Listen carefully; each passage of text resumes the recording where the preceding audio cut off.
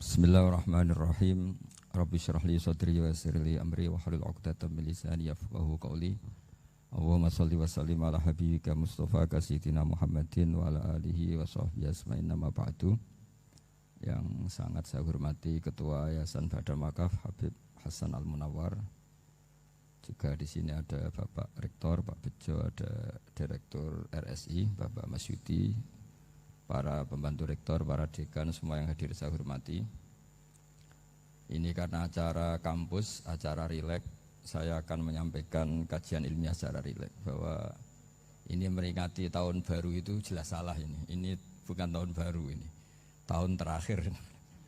Karena ini tanggal 29 ya. 29. Jadi ini meringati akhir tahun.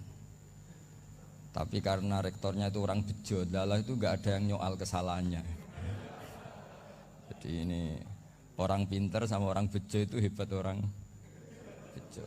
Saya ini orang pinter, maka tahu kalau ini itu akhir tahun, bukan awal tahun. Tapi saya ada orang bejo, pinter saya tidak terekspos, sehingga orang tetap saja bilang ini peringatan awal apa? Tahun. Jadi menang orang bejo gitu. Ini akhir tahun apa awal tahun? Hari ini akhir tahun. Berarti ini peringatan apa? Akhir tahun. Hanya orang bejo yang kesalahannya tidak dikoreksi. Jadi ini alhamdulillah. Jadi ya tapi ini kesalahan yang tidak maksiat. Insya Allah dimaafkan Allah Subhanahu Wa Taala ini karena kesalahan itu ada dua. Ada kesalahan yang maksiat, ada kesalahan yang tidak maksiat. Saya punya komitmen terhadap agama ini. Baik tadi yang dikatakan Pak Rektor, ada unsur ulama, ada unsur habaib, ada unsur pengusaha, ada unsur birokrat. Di antara kenangan-kenangan saya dari Syekhina guru kita bersama Kiai Haji Maimun Zubair, beliau itu sering dawuh, sering ngendikan. Dan itu saya sampaikan juga ketika 7 hari wafatnya Agus Robah, cucu Mbah Maimun, putra Agus Robah. Di antara yang beliau katakan itu adalah sok hak agama itu sing gawe pegawai negeri. Itu berkali-kali beliau ngendikan gitu. Ya saya agak bantah. Lah kalau santri bah, ya santri karuan mesti gawe agama, tapi sok ben sing gawe pegawai negeri. Setelah saya jadi kiai dan penelitian, saya itu berkali-kali didatangi dokter, tentara, juga polisi. Mereka sering bilang gini, Gus saya ini dokter negeri. Saya ke NTT, ke Papua, karena saya muslim, berkebutuhan Islam, maka dibikinkan musola, dibikinkan masjid. Kalau kiai tidak bisa, bikin sendiri urunan mau narik siapa. Gitu. Mau narik tarikan di jalan yang mau nyumbang siapa. Tapi kalau kebutuhan negara, karena tugas negara, ya difasilitasi negara dan tidak dianggap misionaris karena negara. Begitu juga di beberapa negara yang non-muslim kayak di Argentina, di Venezuela itu ada masjid, ada kajian Islam ya karena duta besar dan itu aparat negara. Disinilah kearifan para ulama berkoalisi dengan umarok dengan makna yang positif bahwa agama ini harus ditopang umarok, sistem negara. Tentu di situ ada tentara, ada polisi, ada macam-macam. Kita sebagai kiai juga enggak berdaya di depan para bandar narkoba apa-apa kalau enggak ada BNN. Kita mau apa dengan korupsi kalau enggak ada KPK. Sehingga kearifan para guru-guru kita, mulai Mbah Maimun, bapak saya sendiri, NU, Muhammadiyah, semua ormas-ormas Islam itu pasti maulah kerjasama. Karena kita siapa ya? Kalau enggak kerjasama. Dan di antara pesan Rasulullah SAW adalah yaduwahi ma'al jamaah. Jadi apa ya, kebersamaan itu sudah berkah. Fa inna yadallahi ma'al jamaah. Jadi berkah. Lalu kenapa saya kalau ngaji bawa kitab? Ini agak sebetulnya itu lazim. Lazim itu suatu yang harus. Tapi karena kelamaan mubalek itu tidak pakai kitab. Seakan-akan bawa kitab itu yang aneh. Sebenarnya aneh mereka. Karena begini logika simpelnya ya. Umat Nabi ini berhak dapat apa coba? Berhak dapat warisan yang paling luhur, paling hebat, paling jernih. Apa itu Quran dan hadis? Pertanyaannya, siapa yang paling punya hak otoritatif untuk menerangkan Quran hadis? Ulama. Ulama yang mana? Ya yang kapabel, yang sudah diakui dunia kayak Imam Ghazali, Imam Bukhari, Imam Syafi'i. Artinya kalau kita tidak pakai materi, itu ulama mendapat pikiran kita, bukan mendapat pikiran mereka. Saya ulang lagi, kalau kita tidak pakai materi yang otentik, yang orisinil, ulama umat ini mendapat pikiran kita, bukan pikiran mereka. Maka saya berusaha supaya teman-teman atau semua umat Islam dapat pikiran-pikirannya Imam Ghazali, pikiran-pikiran Imam Bukhari, pikiran-pikiran Abdul Qasim Al-Junaidi, kejernian-kejernian Abu Yazid Al-Bustami. Kejernian itu diantaranya adalah misalnya makalah yang menurut saya itu makalah yang super. Jadi untuk ngadepi krisis karena COVID atau karena apalah. Itu lama dulu sederhana sekali. Beliau-beliau punya rumus yang mungkin jarang didengungkan orang, tapi saya akan kampanye rumus ini. Al-istighna, hakikatul istighna, itu adalah al-istighna anis syai' labihi. Jadi pemenuhan kebutuhan yang sebenarnya adalah kita berusaha menghindari sebanyak mungkin kebutuhan yang sekunder, yang enggak penting. Bukan memenuhi semua yang kita inginkan. Jadi misalnya begini ya, kalau kita lapar, itu keinginan kita itu makan enak apa asal makan? Tentu jawabannya asal makan yang sehat. Tapi kalau nuruti nafsu kita, makannya yang enak, teman makan ya enak. Terus di warung yang favorit. Ini kan satu kebodohan. Kenapa untuk makan saja butuh definisi sekian banyak?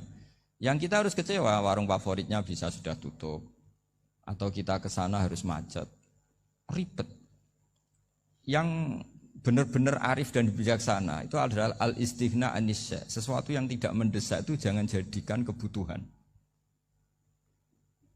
Sehingga kalau kita puasa misalnya, semua makanan itu enak karena kita sangat lapar. Sehingga Abdul Qasim Al-Junaidi ketika ditanya, ma idamu to'am, lauk makanan itu apa? Jawabannya lucu, alju, lapar. Kalau kamu lapar ya semuanya enak. Ini sudah mulai hilang. Kita bilang makan enak itu ya sate, ya gulai, ya pizza yang kita senang. Akhirnya apa? Untuk nikmati nikmatnya Allah itu kita jadi ribet. Apalagi yang orang-orang fasik harus ditemani perempuan yang tidak halal misalnya, atau harus ada ajudan, ribet. Nah pertanyaannya, orang yang ribet sama yang enggak ribet itu pinter mana? Pinter yang enggak ribet. Nah ini kearifan-kearifan yang mulai hilang. Lalu siapa yang bisa mewarisi itu? Ya ulama. Jadi ulama itu cara berpikir sebenarnya simple. Makanya mereka sering kalau tahajud itu, di antara makalah Sayyidina Ali paling terkenal dan yang menjadikan beliau punya derajat yang luar biasa itu adalah kafani izzan antakuna li robban wa kafani fakhron an akuna laka abdan. Ya Allah, saya ini sudah begitu mulia, begitu terhormat dan sangat-sangat terhormat karena yang menjadi Tuhan itu Engkau. Jadi rumus pertama itu karena menjadi Tuhan itu Engkau. Hanya Tuhan yang abadi, Tuhan yang pertama, artinya Tuhan yang al-awwal. Coba ya Allah, kalau saya ini punya Tuhan Fir'aun, punya Tuhan mati jadi tontonan lagi, itu kerennya di mana coba? Andaikan kita punya Tuhan Fir'aun, atau punya Tuhan yang asal usulnya manusia, apapun hebatnya manusia itu, kita punya Tuhan manusia itu. Tuhan yang lapar, yang kalau nggak makan mungkin pingsan, mungkin bisa kena COVID, nanti Tuhannya diisolasi. Kayak apa? Makanya ketika Tuhan Allah menyindir ketuhanan selain Allah itu, Allah hanya menyindir dengan kalimat sederhana, kana yakulani to'am, yang kamu tuhankan itu masih makan. Artinya kalau nggak makan ya lemes. Jadi lama-lama ada orang gini, alhamdulillah tadi Tuhan mampir ke saya, kelihatannya lapar, setelah tak kasih makan sehat lagi. Susah nggak punya Tuhan yang seperti itu. Beda dengan Tuhan kita. Tuhan yang nggak butuh makan, nggak butuh minum, al-qayyum, zat yang berdiri sendiri tanpa butuh yang lain. Al-awwal, sebelum ada langit bumi sudah ada Tuhan kita yaitu Allah. Bandingkan dengan Tuhan-Tuhan yang dipertuhan yang lain, yang adanya setelah bumi, misalnya Fir'aun dan sebagainya. Sehingga Sayyidina Ali pertama jadi kebanggaan apa? Kafani izzan antakuna li robban. Saya ini keren betul, karena punya Tuhan yaitu Engkau. Tuhan yang lahul asma'ul husna, Tuhan yang semuanya punya kebaikan, punya keabadian, punya keagungan. Terus wa kafani fakhron an akuna laka abdan, dan saya bangga sekali karena saya menjadi hambamu. Kalau saya jadi hambanya Pak Rektor ribet kan? Sudah tak hormati ternyata nanti tidak rektor. Ya kan ribet kan? Terus pokoknya ribet. Jadi budaknya manusia itu ribet. Makanya ada seorang wali datang ke temannya yang jadi presiden atau jadi raja. Datang ke situ karena tidak punya uang, mau minta uang karena temannya raja. Setelah sampai sana ternyata temannya ini karena orang soleh pas berdoa, ya Allah saya minta ini, minta ini, minta ini. Terus si wali tadi pulang. Kenapa kamu pulang? Ternyata dia sama, masih minta-minta kayak saya. Jadi sederhana dia. Sama-sama minta kamu, minta zat yang kamu mintain katanya. Jadi dulu itu orang itu sebegitu dekat dengan Allah. Sehingga si raja ini terus ketemu wali tadi tanya, kenapa kamu menyepelekan saya padahal sekarang saya raja. Terus ditanya sama wali tadi, karena temannya. Kalau kamu di padang pasir tidak bisa minum dan harus minum 1 gelas, dengan ongkos kamu harus mengasihkan semua kerajaan kamu demi minuman itu. Pilih mana, minuman apa tetap jadi raja? Ya saya milih bisa minum. Saya tidak raja tetap hidup, tapi kalau nggak minum mati. Bagaimana Anda bangga dengan satu kerajaan sing la yusawi kak samain, yang tidak sama dengan segelas air.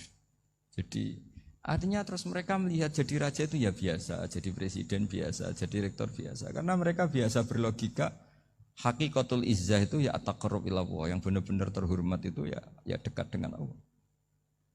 Begitu seterusnya mereka bikin paradok-paradok yang aneh, tapi itu menjadi pelajaran. Bapak saya Ki Nur Salim itu senang baca anekdot Nasiruddin Koja. Itu kalau bikin orang-orang aneh, itu dia datang ke satu pesta pakai baju lusuh, pakai sarung lusuh atau celana lusuh, sama Sohibul Bait yang punya acara dibiarin. Setelah dibiarin dia pulang pakai jas, pakai dasi, pokoknya keren, dihormatin, pakai alpat, pokoknya dihormatin, silakan. Pas dia disuruh minum, minumannya itu disokkan saja ke sakunya. Jas, kamu harus minum yang banyak karena kamu yang dihormati, bukan saya. Terus makanan semuanya diletakkan di saku, ada yang apa, ayo kamu makan yang banyak. Alpatnya juga gitu, dikasih sate apa, ayo kamu makan yang banyak. Mereka tidak melihat saya, melihat kamu. Akhirnya orang satu pesta itu istighfar semua, berarti kita ini salah. Terus dia pidato, kenapa kamu uang gitu? Tadi saya datang, orangnya sama.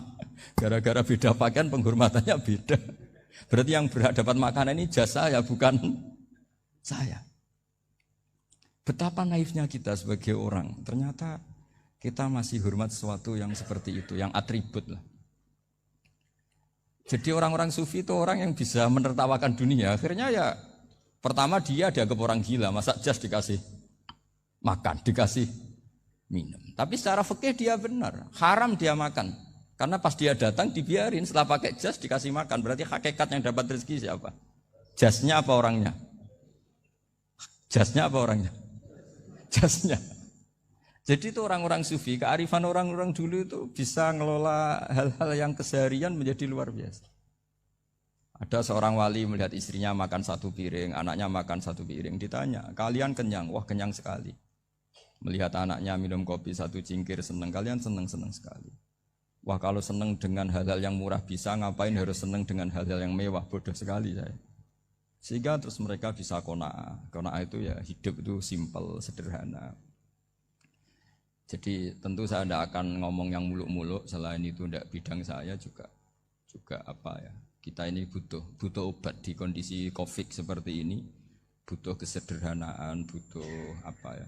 Istighna tadi. Kita harus istighna billah an ghairillah. Jadi sudah cukup bahwa Allah ini segalanya. Sehingga tadi saya dengarin himnenya Unisula, yang paling saya kagum adalah dimulai dengan kalimat-kalimat thayyibah. Di antara tugas suci Nabi Ibrahim dan semua Nabi adalah wa ja'alaha kalimatam baqiyatan fi aqibi. Nabi Ibrahim itu Nabi yang diberi gelar Allah. Dia adalah Nabi yang menjadikan kalimat tauhid itu kalimat yang abadi. Fi akibih, di anak turunnya, di semua generasinya, baik anak turun karena gen maupun karena pembinaan, karena pendidikan.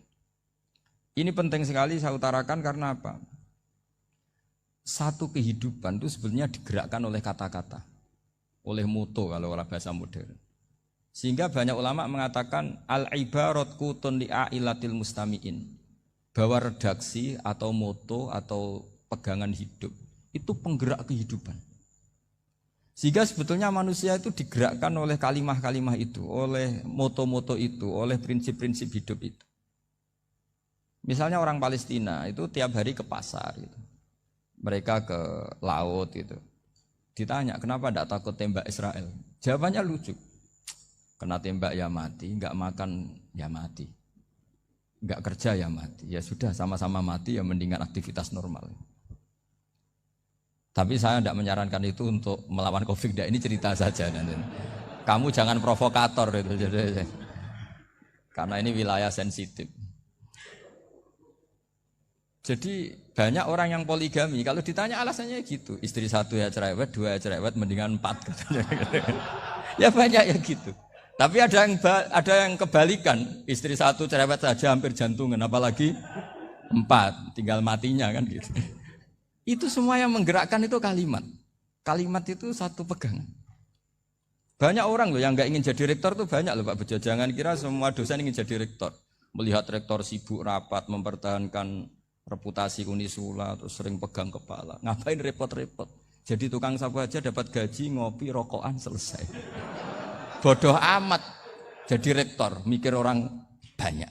Banyak loh orang yang nggak ingin jadi presiden tuh banyak. Karena ngopi nyaman, gak ada yang ganggu. Mau tidur sampai jam 9 siang juga gak ada yang ganggu. Sehingga mereka melihat pegawai negeri itu gak keren, orang kok diatur jam, disiplin. Itu memang cara Allah membagi rahmat. Mau kamu apakan coba? Cara syukurnya dia seperti itu. Bapak saya dulu tuh sering ngajarin saya, diajak jalan-jalan pagi-pagi. Melihat orang ngopi, makan uduk itu bapak seneng. Kok enak jadi wong awam. Ngene esuk-esuk nyemak bocah kesel kabeh kono enak ngopi rokokan. Bapak kadang iri sama orang awam itu iri. Sudah gitu berharap masuk surga kan enak sudah gitu.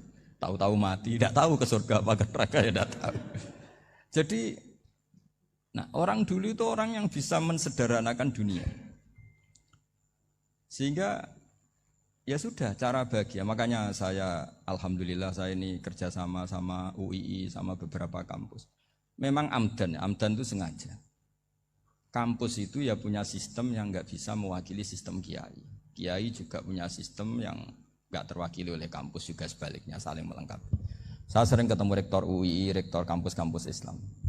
Mereka cerita, Gus pendidikan pondok harusnya dimodernkan gini-gini. Saya bilang, kalau pondok modern kayak kampus itu nanti saya ketemu Allah nggak bisa jawab. Kenapa Gus? Saya beri contoh gini. Kalau misalnya perempuan perawan lah atau apa saja namanya perempuan mau tanya tentang menstruasi atau haid. Kalau semuanya sistem kampus dia harus kuliah dulu. Registrasi dulu, kuliah dulu, bayar dulu dan dapat jawabannya nunggu mata kuliah pas itu. Bandingkan kalau sistem pondok, saya tuh sering ke pasar sama anak saya dicegat sama ibu-ibu. Gus, anak saya ngalami gini-gini, keluar darah terus menerus, nggak 6 hari tapi 1 bulan penuh. Itu hukumnya apa Gus ya? Nanti saya mau sowan ke jenengan. Nggak usah sowan di sini aja. Ya sudah, sebelum mengeluarkan darah yang rutin seperti itu biasanya haidnya berapa hari? 6 hari ya sudah ikut yang 6 hari, yang lainnya istighatsah. Ngoten tok Gus, ya udah ya. Begitu terus di masalah udhiyah. Ya coba kalau semuanya pakai sistem kampus, daftar dulu, bayar dulu. Jadi ini nggak ada jawabannya, nunggu mata kuliah itu baru dapat jawaban. Itu biasa nggak sholat bertahun-tahun karena belum ada jawaban tentang itu. Nah itu kalau misalnya orang mati, tahunya cara memulasara jenazah itu nunggu kuliah dulu, pas mata pelajaran itu dulu, baru menangani orang mati. Berarti orang mati itu tergeledak semua. Tapi kalau kiai kan enggak. Kesini orang mati terbakar, kalau dimandiin malah badannya copot-copot, itu gimana hukumnya? Ini ada orang mati Gus Kendat, ini disolati apa enggak? Ada orang mati oplosan ya, itu disolati enggak? So sering ditanya gitu. Enggak usah registrasi Pak Rektor. Enggak usah registrasi, enggak usah daftar, enggak usah seminar. Makanya kalau orang kampus wani kiai itu ya kualat tenan itu, karena ini yang on time. Tapi pondok seperti saya ya ikrar seikrar-ikrarnya pentingnya kampus karena melatih efisiensi waktu, disiplin, tata kelola manajemen sehingga kita ya hormat.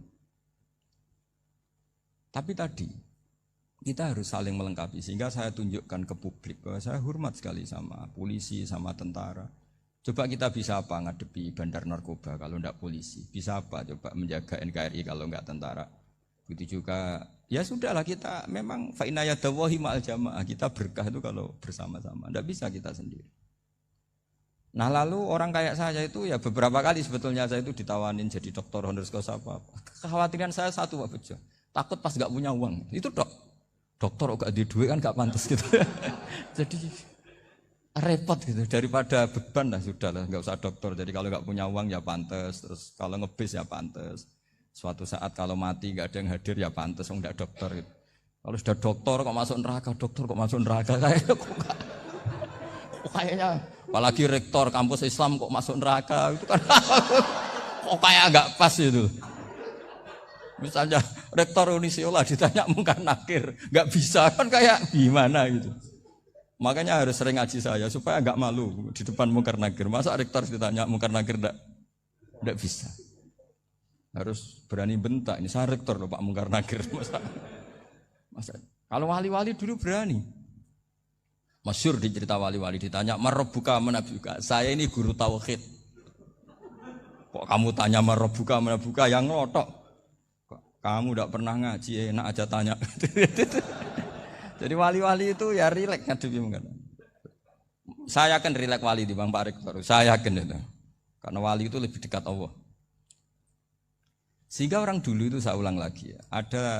Ada satu kearifan namanya hidup itu apa? Hidup itu adalah cari sebanyak mungkin supaya hidup itu tidak tergantung pada banyak hal. Sehingga misalnya cara berpikir orang-orang modern itu sebenarnya banyak orang-orang ilmuwan yang nggak ngagumi Amerika. Bukan karena angkuh enggak. Untuk mempertahankan kebesaran negara sebesar itu, kebutuhan listriknya besar, kebutuhan tentaranya besar, kebutuhan apa. Sementara negara kayak Venezuela atau Swiss kebutuhannya ada banyak. Pertanyaannya, yang tergantung dengan banyak hal sama yang tidak tergantung banyak hal, itu pinter mana? Kalau dibalik pertanyaannya gitu, negara-negara maju itu tidak keren kalau dibalik pertanyaannya. Orang yang untuk mempertahankan eksistensinya banyak, butuh banyak hal, dengan yang tidak butuh banyak hal, itu pinter mana? Orang yang bahagianya nunggu jadi dokter, nunggu jadi kiai besar, kiai viral, dengan orang yang bahagia cukup dengan ngopi, itu pinter mana? Tapi kalau dibalik pertanyaannya, orang yang tahunya nikmat hanya kopi, dengan nikmat yang banyak, pinter mana? Makanya Mbah Mun tuh kalau guyon itu lucu.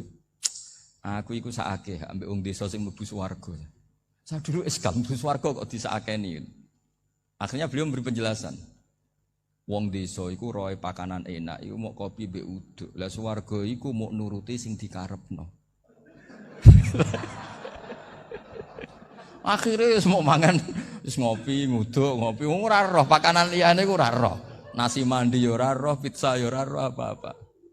Terus saya bilang, wah lah niku nak nganti selera tentang wanita cantik. Iku juga sederhana. Rontok pesek ya wis cantik, rontok ireng ya wis. Apa bidadarinya seperti itu karena saking enggak pengalamannya. Jadi surga itu kan nuruti apa yang diinginkan. Kira-kira keinginan orang kampung kalau di surga itu apa coba? Makanan apa coba? Ya nak senengnya ketemel gemblong gitu. Artinya malaikat lebih suka nangani surganya orang-orang kampung di Bang Pak Rektor. Ini sudah ribet ini. Makanan apa saja sudah dicoba. Ya. Terus kalau di mall tahu orang macam-macam, seleranya macam-macam pasti. Enak mana kalau sampai jadi malaikat pelayan surga? Suka ngelayani orang kampung apa yang orang kota? Orang kampung kan? Jadi ya itu guyon tapi itu menjadi pikiran kita bahwa orang yang banyak kebutuhan itu sebetulnya banyak kebodohannya karena menggantungkan kebahagiaannya dengan banyak hal. Makanya Imam Syafi'i ngendikan istighna itu apa? Al istighna anisya'i. Yang dikatakan kecukupan adalah berusaha sebanyak mungkin banyak hal tidak kamu butuhkan. Bukan memenuhi semua kebutuhan kamu karena nafsu kamu ini tidak ada batasnya gitu. Kalau kamu penuhin nggak akan selesai. Itu ada perempuan yang kurang cantik, itu minta doa saya, Gus doain suami saya kaya, terus tak guyonin, terus gak minta. Kalau suami kamu kaya, yang pertama dirubah itu apa? Rumah Gus, supaya rumah saya bagus. Kedua apa? Mobil, supaya mobil saya bagus. Nanti yang dievaluasi itu kamu. mobil bagus, Alphard, rumah mewah, istrinya kamu, pasti itu dievaluasi. Langsung enggak usah sudah gini aja kan. Jadi pertama yang dievaluasi itu kaya itu, coba kalau suami kaya itu yang dievaluasi pertama rumah ya, rumah ganti. Setelah itu apa? Mobil. Kira-kira berikutnya akhirnya sudah nggak jadi. Nabi Ibrahim itu pernah minta umur panjang, keren umur panjang. Sama Allah nggak dijawab. Datang orang tua itu mertamu ke Nabi Ibrahim, terus disuguhi dikasih kurma. Apa itu? Kok kurma apa? Anggur yang sudah matang sekali, sudah dimakan. Setelah dimakan meler keluar lagi, dimakan lagi meler lagi. Terus Nabi Ibrahim masuk lagi ke kamar. Ya Allah, doanya tak cancel. Nanti kalau saya tua kayak itu. Jadi Allah itu gak jawab langsung tapi ngirimkan itu. Akhirnya ya Allah gak jadi. Nanti takut itu. Saya pernah ngalami jadi kiai tadi, ada ibu-ibu ya gak pati cantik lah. Suaminya itu miskin sekali. Minta doa saya supaya kaya. Bareng tak kasih pertimbangan itu udah gak usah gak jadi. Jadi itu kearifan. Tapi kearifan ini harus kita tanamkan. Saya nggak bisa membayangkan Indonesia yang besar ini, andai kan tidak ada qanaah, nerimo ing pantum. Coba sekarang ada Covid.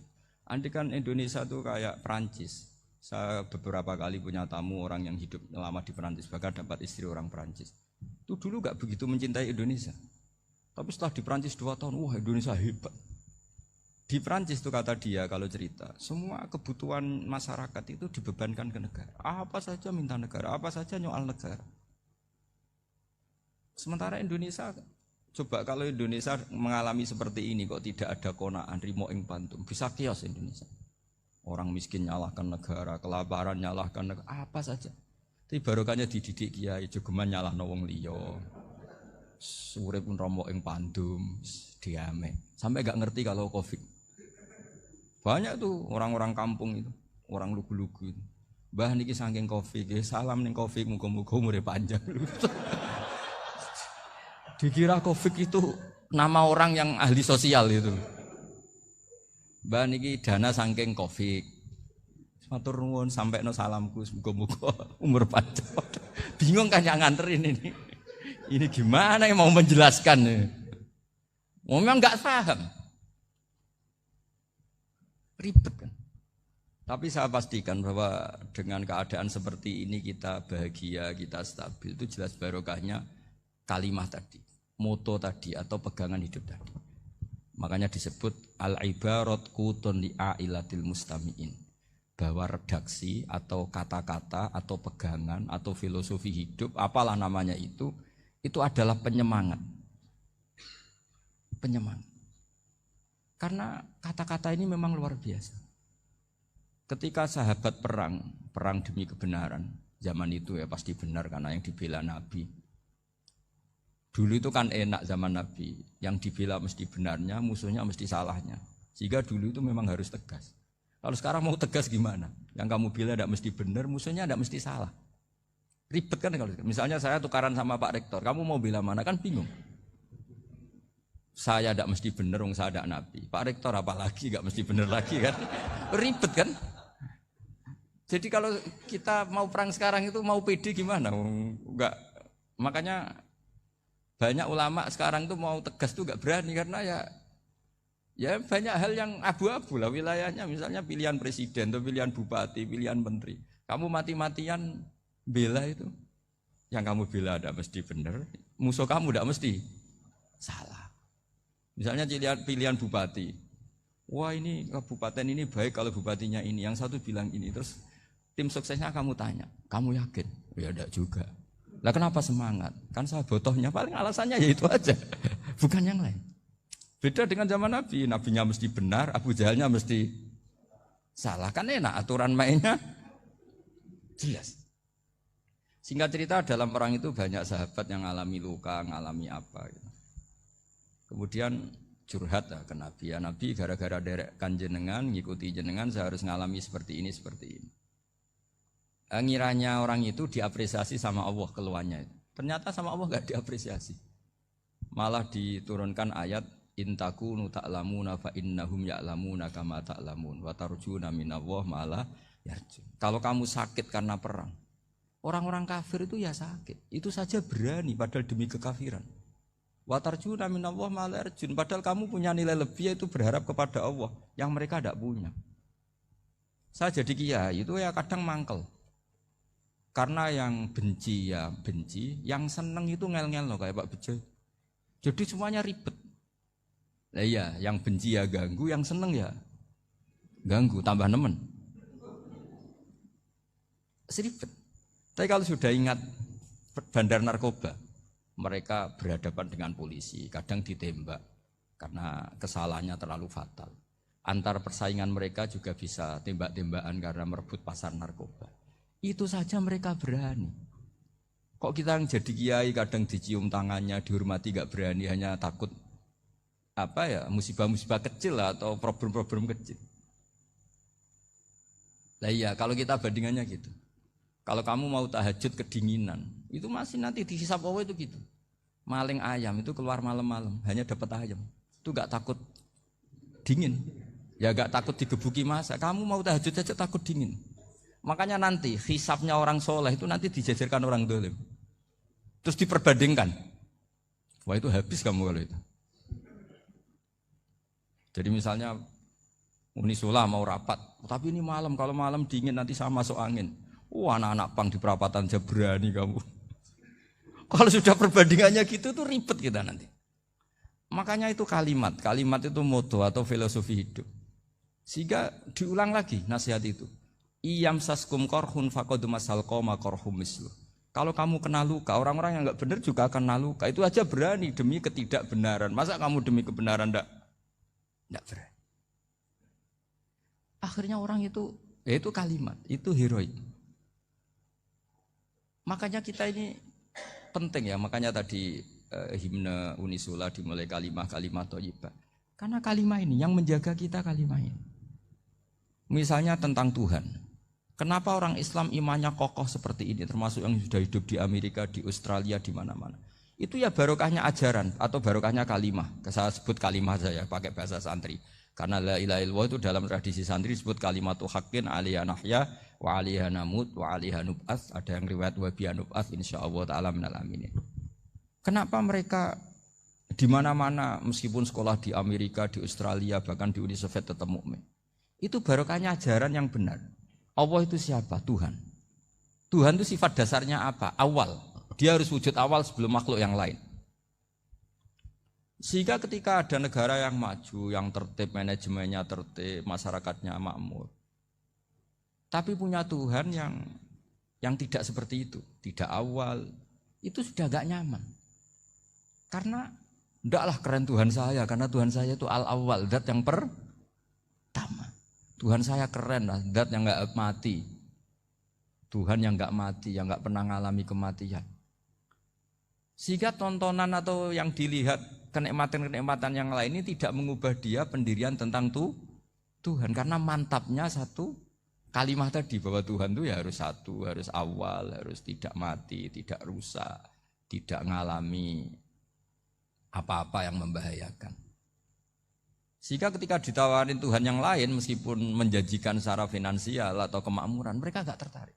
Itu coba, itu barokahnya makmur apa barokahnya ajaran? Barokahnya ajaran. Sering negara Islam itu kalah makmur dengan mereka, tapi barokahnya ajaran ini tetap apa? Tetap Islam. Makanya Nabi Ibrahim, Nabi yang sukses bikin wa ja'alaha kalimatam baqiyatan fi aqibi. Sehingga kita ini bekti sama orang tua misalnya, itu ya karena ajaran. Suwargamu itu karek wong tuamu. Nak wong tuamu ridho, Allah ridho. Nak ora ridho, Allah ora ridho. Ridho wa fi ridhol walidain wa sakhatu wa sukhtu wa fi sakhatil. Sehingga ketika ada orang tua yang agak brengsek gitu, anak-anak tetap hormat.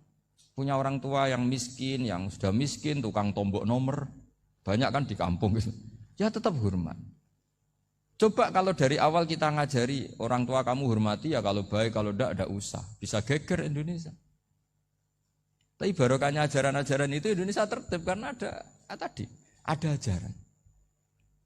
Nah ini di sini pesantren dan Unisula semua harus berkontribusi membuat ajaran yang benar itu adalah ciri utama Islam. Sehingga Islam ini dimulai dengan ajaran kalimatu haqqin alaiha nahya wa alaiha namut.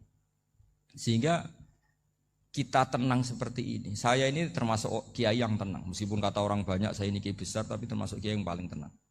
Termasuk yang paling tenang. Karena saya ini pakai mazhab orang-orang hebat. Saya berkali-kali cerita, orang kayak Imam Syafi'i itu orang yang luar biasa. Saya berkali-kali cerita, orang yang tadi nyium tangan kamu ya Imam Syafi'i, di belakang tuh ngerasani kamu, menghujat kamu. Jawabannya enak saja. Berarti saya alhamdulillah orang yang wibawa. Buktinya di depan saya enggak berani. Jadi enteng saja. Diceritain sebagian kampung, sebagian separuh dari warga kamu itu enggak suka kamu. Ya bagus lah enggak suka saya, enggak akan utang duit saya. Di mana-mana orang utang itu karena teman dekat. Kalau enggak senang pasti minimal enggak utang, enggak pinjam mobil, enggak pinjam apa. Berkah mana yang senang sama yang gede. Jadi dianggap enteng saja. Semua yang dialamin dianggap enteng saja.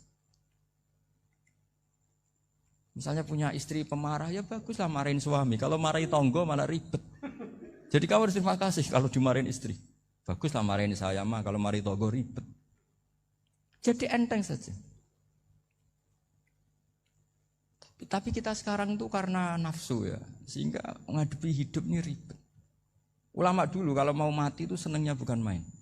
Sudah lama saya ini ingin gak maksiat. Kayaknya gak maksiat paling efektif itu mati. Ya tidak apa-apa Gusti, kalau sebaiknya mati ya mati aja. Enteng saja. Jadi melihat kematian itu akhir dari segala keburukan atau potensi keburukan. Apapun baik kita sekarang, suatu saat mungkin kita gak baik. Yang bisa menghentikan ketidakbaikan atau potensi ketidakbaikan itu apa coba? Mati kan? Berarti mati itu mengerikan apa menyenangkan? Mesti kamu tidak berani menjawab. Meskipun secara ilmu kamu berani, tapi secara rasa agak berani kan?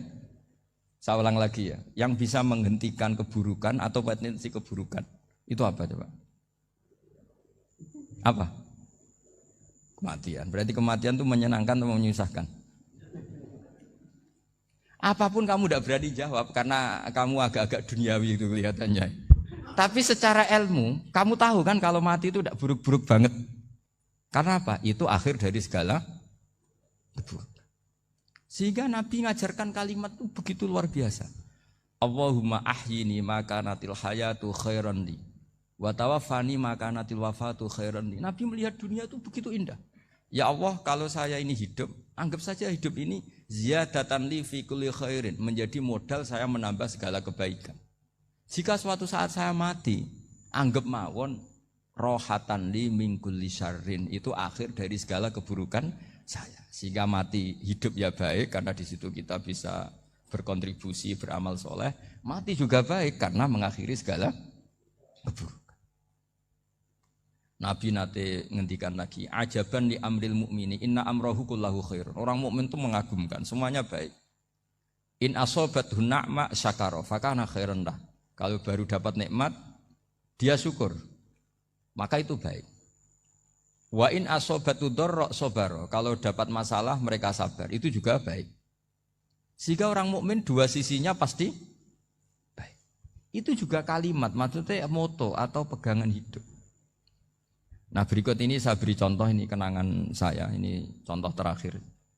Masalah jadi orang terkenal maupun tidak. Di sini dicontohkan Imam Ghazali di halaman 367 di kitab saya 367. Juznya 3 di kitab Ihya Ulumuddin. Di sini beliau cerita betapa untuk menjaga ikhlas sebaiknya orang itu tidak terkenal, tidak syuhrah, tidak terkenal. Oke, itu kita sepakat ya, karena kalau terkenal mungkin orang dipaksa publik dengan tanda kutip untuk selalu berbuat baik, tapi karena jaim lah, jaga image atau apa. Tapi ketika dibalik pertanyaannya, kamu rela yang terkenal itu orang enggak benar, sementara yang orang benar itu enggak terkenal. Lalu masyarakat taunya yang tidak benar. Kalau pertanyaannya dibalik gitu, orang baik wajib terkenal enggak? Kalau pertanyaannya dibalik seperti itu. Dokter yang benar tidak terkenal, yang malpraktek terkenal. Kamu ingin kondisi seperti itu? Enggak ingin kan? Kampus yang bagus enggak terkenal, kampus yang bagus enggak terkenal, yang enggak bagus.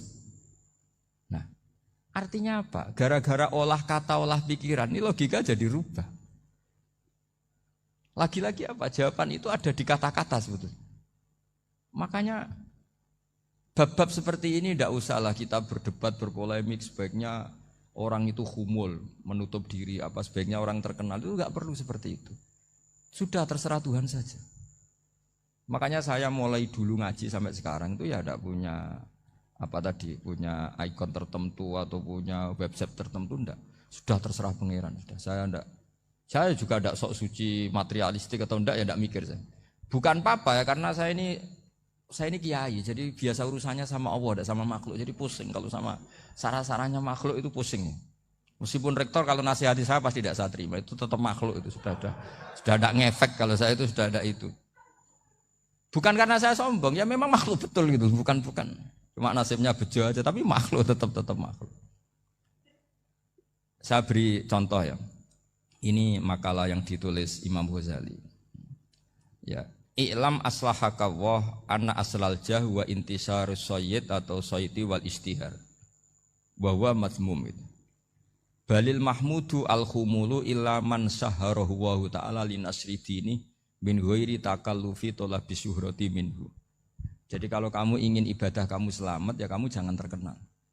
Tapi resikonya adalah kalau kebaikan itu tidak terkenal, maka enggak dikenali. Kalau enggak dikenali berarti masyarakat hanya punya percontohan yang tidak baik, karena yang baik tidak terkenal. Jadi itulah ulama-ulama dulu. Jadi apa-apa itu dibanding-bandingkan. Kemudian nanti kelihatan, jawabannya itu kelihatan. Jadi ulama dulu itu biasa ngarang misalnya afatun nikah, sisi negatifnya nikah. Harus ngurmat istri, harus macam-macam, kalau terlantar itu ya dosa. Seperti tadi Pak Marsudi cerita, kalau orang ngapalkan Quran itu takut lupa, kalau lupa itu jadi dosa. Pertanyaannya, kalau semua orang takut lupa, takut dosa, semua orang enggak hafal Quran karena potongan-potongan lupa. Cara berpikir tidak seperti itu. Kalau berpikir ya namanya hafalan, ya inginnya hafal, kan enggak ingin lupa. Lah nanti kalau takdirnya lupa karena hal-hal yang dimaklumi oleh syariat itu enggak yang termasuk dosa. Yang dosa itu lupa liwiri udhrin syar'iyyin, lupa yang tidak ada sebab yang apa? Syar'i. Tapi lupa bawaan EQ-nya tidak bagus. Lupa bawaan sering dibentak. Oh itu enggak masalah karena bawaannya orang tertekan itu ya lupa. Coba kamu hafal Quran, terus punya kredit jatuh tempo, pas hari itu aku yakin enggak cerdas sudah. Itu bawaannya orang tertekan itu pasti lupa. Jadi ya saya teruskan ya. Jadi terus ada makalah yang sangat bagus sekali tentang itu. Saya baca ya. Wa yadullu ala dzalika anna Allah azza wa jalla amaral anbiya'a bi idharil amali lil iktida wa khassahum bi mansibin nubuwah. Wala yajuzu ayyudhanna bihim annahum khurrimu afdhalal amalen. Jadi orang yang terlalu mendewa-dewakan khumul itu menutup diri. Oke itu baik karena dengan khumul, dengan menutup diri Anda tidak riya, Anda tidak pamer. Tapi kata Imam Ghazali, kamu juga harus ingat di antara syaratnya Nabi itu harus mengumumkan kalau beliau itu seorang Nabi. Harus memaklumatkan kalau beliau seorang Nabi supaya bisa diikuti. Caranya sholat harus diumumkan sehingga Nabi itu mengatakan harus jamaah. Karena dengan cara jamaah itu bisa shollu kama ra'aitumuni usolli. Coba kalau Nabi sholatnya enggak diperlihatkan, kamu harus sholat yang benar. Caranya gimana ya Rasulullah? Itu rahasia. Bingung enggak kira-kira? Bingung enggak? Ya misalnya amal rahasia selalu lebih baik. Terus ada pertanyaan, Nabi ngendikan kamu sholat yang benar. Caranya gimana Nabi? Ya itu rahasia. Terus gimana coba? Tapi Nabi ngendikan apa? Shollu kama ra'aitumuni usolli. Ya sudah kamu sholat, niru saya sholat.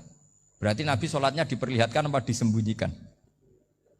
Diperlihatkan. Jadi begitu juga saya berkali-kali bilang, orang tahu kalau itu bidan ya berdasar tulisan itu bidan. Tahu kalau itu dokter gigi ya itu dokter gigi. Jangan sampai gara-gara tidak ada tulisan mau beli alat bangunan di dokter gigi. Mau periksa gigi di toko bangunan. Gara-gara apa? Enggak ada maklumat. Nah, di sini ulama-ulama selalu memaklumatkan dirinya. Termasuk Imam Ghazali ketika ngarang kitab dinamai Ihya Ulumuddin, bahwa kitab ini bisa menghidupkan ilmu-ilmu agama yang mulai hilang.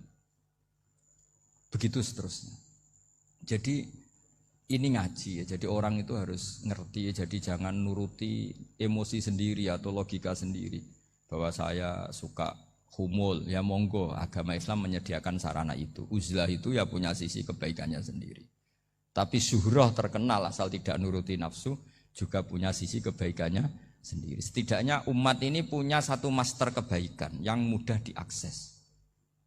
Tapi tadi saya ulang lagi, jangan karena hadun nafsi, jangan karena kepentingan pribadi. Makanya di sini disebutkan wa yadullu ala dzalika ay ala syuhrah anna wa ta'ala amarul anbiya bi idzharil amal lil iktida. Allah selalu memerintahkan para nabi kalau ngamal kebaikan ya harus dimunculkan supaya bisa ditiru. Yaitu tadi kita tidak bisa bayangkan kan kalau misalnya Nabi menyuruh kamu harus sholat yang benar, kemudian sholatnya Nabi sembunyi. Lalu ditanya, Nabi saya niru siapa? Wah itu rahasia, kamu nggak boleh lihat sholat saya, saat takut tidak ikhlas. Ribet kan? Sehingga jamaah itu statusnya tetap harus. Nah bedanya harus ini ulama berpendapat harus yang apa? Fardu kifayah, tapi fardu itu maknanya harus.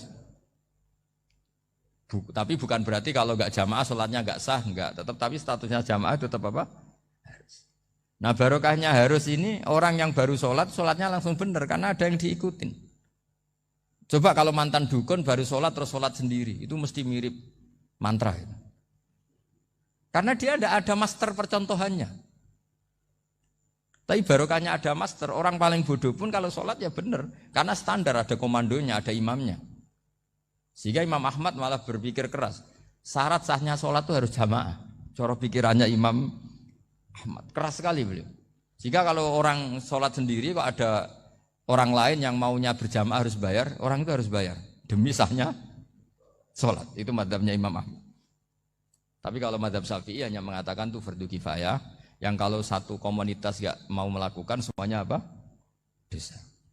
Ya jadi ini sebelum sesi ringan tanya jawab, hanya 2 saja tanyanya, nggak boleh banyak-banyak, nanti nggak pulang-pulang saya. Jadi tak baca lagi biar dapat berkahnya Imam Ghazali. Wa qala qaumun asirru afdalu minal alaniyati. Terus kata sebagian ulama al-alaniyah itu afdal minas sirri. Terus diperbandingkan baik yang mana amal dipertontonkan sama ndak. Terus kata Imam Ghazali, kalau orang itu bisa jaga tidak riya, maka sebaiknya dipertontonkan karena kebaikan harus yang muncul, bukan yang tidak baik yang muncul. Makanya ketika Unisula memaklumatkan diri sebagai ingin jadi generasi khairah ummah, itu kalau diterjemah itu kan wow, khairah ummah, umat terbaik. Itu kan kayak agak angkuh. Tapi enggak apa-apa, itu enggak apa-apa. Masa kita kampanye Unisula siap degradasi moral, kan ya lucu kan. Masa jualan gitu kan ya lucu. Ya sudah, kita memang ingin mengkhidmati ummah, berbakti dengan umat, membantu supaya jadi generasi khairan apa? Ummah. Tidak apa-apa, dimaklumatkan supaya dengan itu umat punya sarana. Oh kalau ingin jadi khairan ummah, kuliah di sini. Jangan lalu enggak gitu. Ya sama kita dokter, maklumatkan saja dokter gigi, dokter kandungan, dokter bedah. Sehingga orang kalau mau bedah ya jangan ke dokter kandungan. Jadi barokahnya maklumat ya. Jadi saya mohon sekali ini, saya sendiri sebetulnya orang yang enggak siap terkenal sebetulnya, tapi ya sudah terserah Allah saja. Kalau itu cara Allah menyebar kebaikan, ya monggo. Pokoknya kita tawakal saja sama Allah Subhanahu wa Ta'ala. Ya, saya kira demikian. Assalamualaikum warahmatullahi wabarakatuh.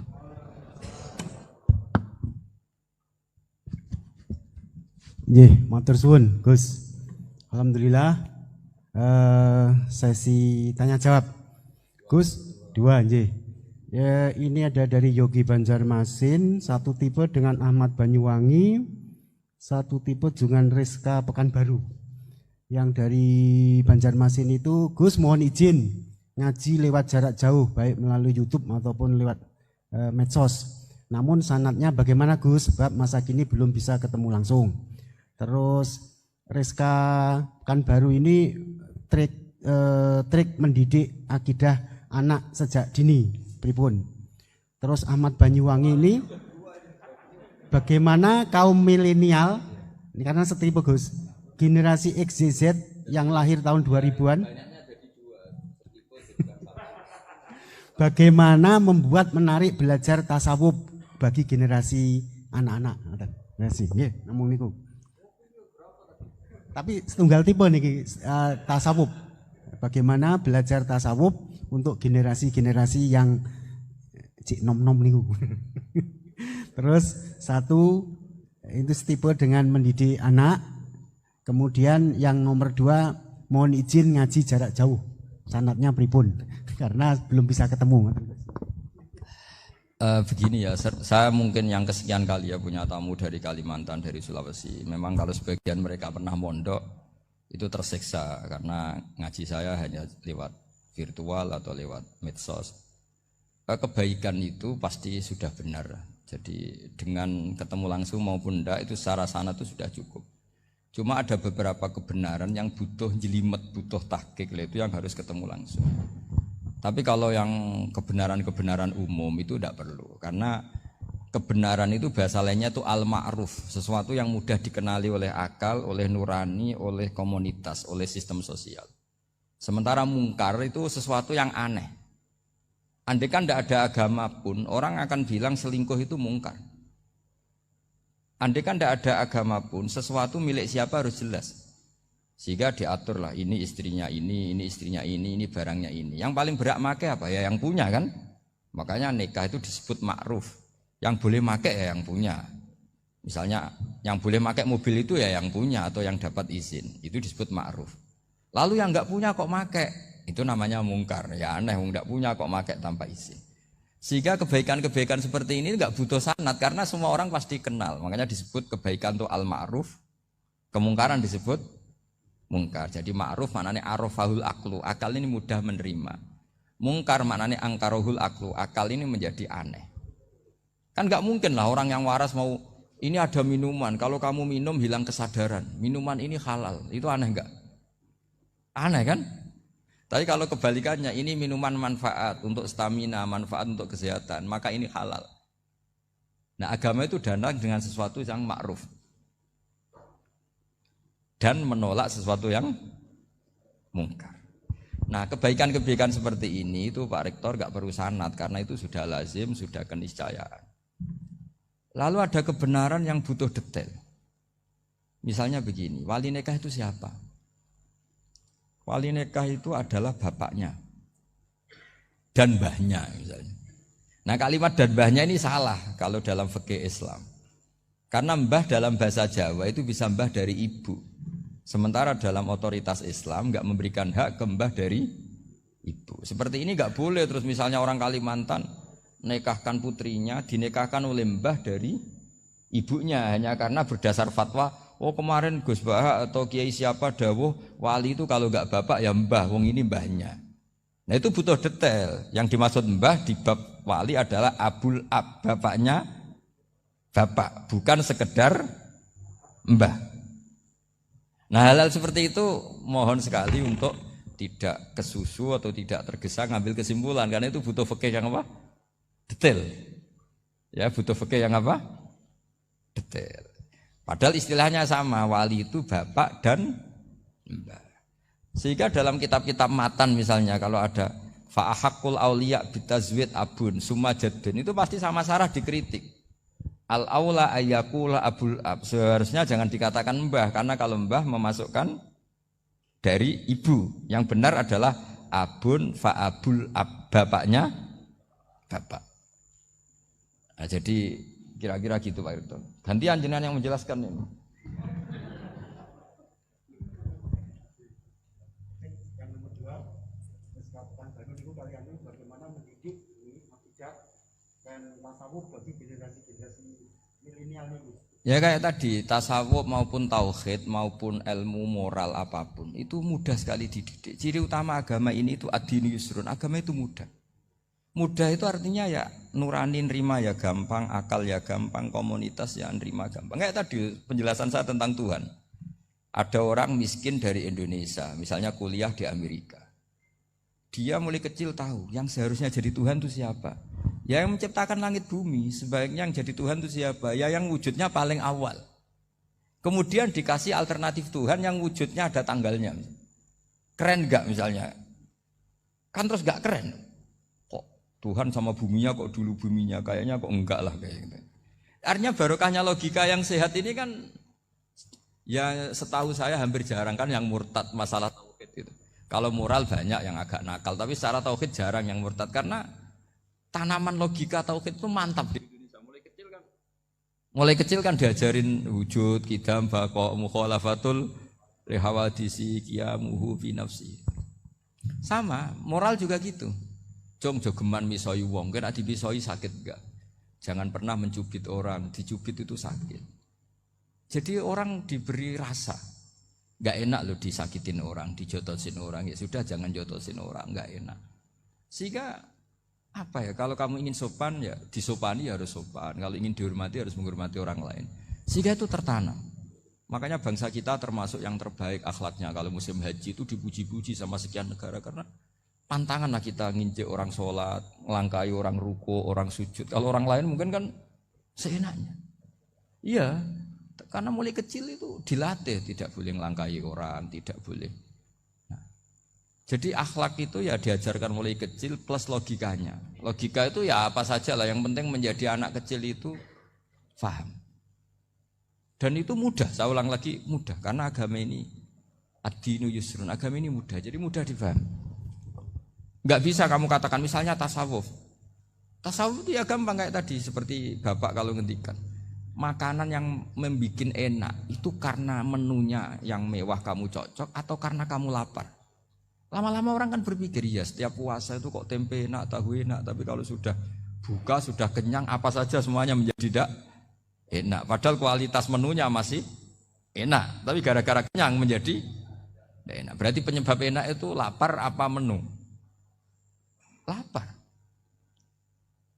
Jadi apa ya, kearifan-kearifan ini loh yang menjadikan luar biasa. Makanya tadi ada kalimat yang benar, wa ja'alaha kalimatan baqiyatan fi aqibih. Jadi Ibrahim adalah nabi yang sukses menanamkan filosofi kebenaran ke anak cucu. Dah, yang terakhir. Dah. Ini Siti Mutmainah dari Undip. Yeah. Maunya bergabung tapi karena terbatas, mohon izin Gus mengingat mati kebaikannya nopo untuk keluarga maupun pemimpin. Wah, ya bagus lah kalau itu. Kalau di kitab-kitab yang saya baca, ingat mati itu tidak selalu baik, juga tidak selalu buruk. Malah kalau menurut Sayyid Abdul Al-Haddad, khusus yang para pelajar yang mencari ilmu itu nggak baik ibadahnya ingat mati. Karena dia harus dinamis, harus mobil. Kalau ingat mati kan terus lemes. Tapi kalau untuk pejabat harus ingat mati, kalau enggak korupsi terus itu. Harus ingat mati. Jadi kalau manfaat bagi keluarga begini ya, saya merasakan. Ini tanya anak saya itu baru tamat aliyah kemarin. Yang satu barusan mondok sarang baru 2 bulan atau 1 bulan. Itu saya kalau bilang ke anak-anak gini, kamu ketemu saya itu harus spesial. Bisa saja bapak besok itu meninggal. Jadi semua hari itu spesial. Karena jangan-jangan ini kenangan terakhir. Nabi itu kalau ngajari orang supaya sholat khusyuk, sholli ka'annaha sholatu muwaddi'in. Kamu sholat seakan-akan itu sholat terakhir kamu. Oh itu mesti serius. Kamu ketemu istri seakan-akan terakhir pertemuan kayak mau pergi ke New Zealand atau ke Amerika aja, malam itu spesial karena besok istri saya pergi. Bayangkan kalau itu terakhir mau mati. Sampai ngamuk serasido lah kan gitu. Jadi hikmah ingat mati itu makanya Nabi diantara riwayat ya. Meskipun riwayat ini diperdebatkan, tapi jelas ini satu petua yang baik. Wa'mal li akhiratika ka'annaka tamutuhud, dan kamu beramal untuk akhiratmu seakan-akan besok itu mati. Maka sholat kita akan spesial, hidup kita akan spesial karena kenangan kita terbaik ya sekarang, besok sudah mati. Sehingga anak-anak saya itu sama saya itu senang sekali. Saya juga sama anak-anak sendiri. Karena kesempatan ini tidak selalu ada. Jadi tapi ada kalimat untuknya wa'mal di dunya ka i'mal di dunya ka annaka ta'isu abadan. Untuk duniawi kamu seakan-akan hidup selamanya. Itu maksudnya itu rileks saja. Misalnya hari ini urusan enggak selesai, besok masih ada hidup. Enggak selesai, besok masih hidup, sehingga rileks. Tapi kalau urusan akhirat harus selesai sekarang karena besok sudah mati. Jadi ingat mati itu positifnya ya tadi. semuanya akan indah. Coba orang yang mau meninggalkan Indonesia, misalnya nyuwun sewu LSM yang biasa demo atau mahasiswa yang biasa demo, terus tawarin, besok kamu kuliah di Rusia.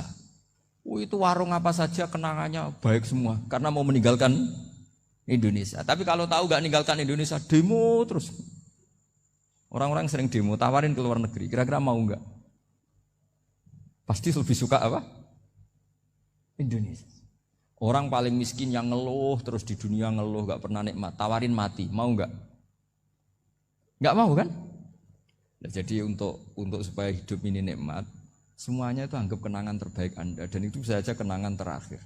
Makanya resepnya Nabi supaya sholat khusyuk apa? Sholli sholatam wadiin, kamu sholat ka'anha sholatum wadiin, seakan-akan itu sholat apa? Terakhir, sehingga terus kita nyaman, kita apa? Dan kita nganggap ini sholat yang terakhir. Nanti ternyata masih lagi. Ya sudah, itu sholat yang terakhir lagi. Sehingga semuanya apa? Spesial. Ya gitu Pak Rektor.